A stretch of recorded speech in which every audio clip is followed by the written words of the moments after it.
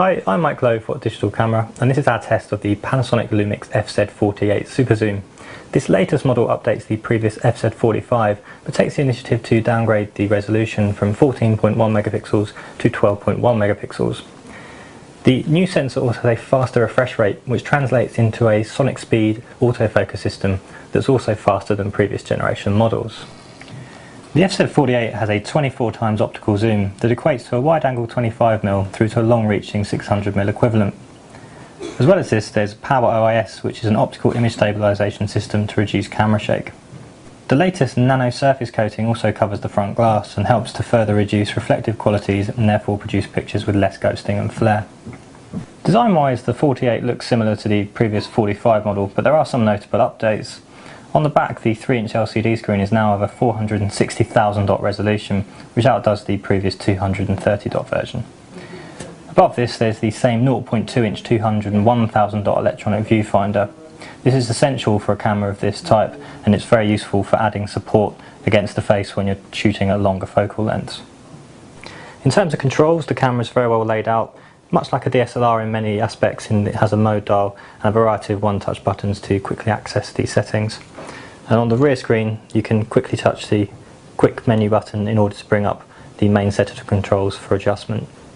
In use, the FZ48 has a number of focusing modes, including face detection, subject tracking, a 23 area mode where the camera chooses the focus point, and a 1 area option whereby pressing the focus button on top of the camera, it's possible to move the point almost anywhere around the screen except for a very slight border to the edge.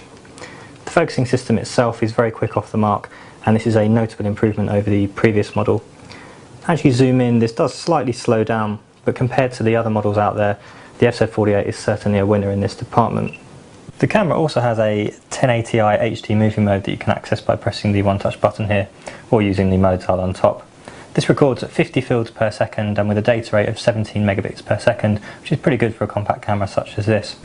Images are well exposed and vibrant in colour. The auto white balance can slip between colour casts rather quickly, however, even when shooting the same scene under subtly changing light. While detail is reasonable at low ISO settings, the level of processing does give pronounced textures to edges and details can appear over-compressed. This isn't surprising for a sensor of this size, though the downscaled 12.1 megapixel sensor, the FZ45 sensor had 14.1 megapixels, hasn't exactly had a big impact on the final image quality as we could have expected. Exceed ISO 200 and there's a notable increase in softness.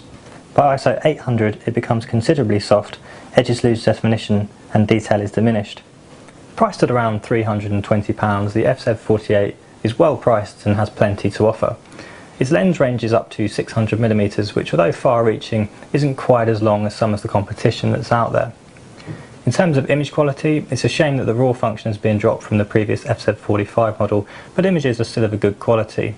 This is mainly down to the exposure being decent, the colour looking good, and the excellent image stabilisation system that's lens-based and helps to stabilise not only the final image but also through the viewfinder when in use. But the main feature here is the Sonic Speed AF system.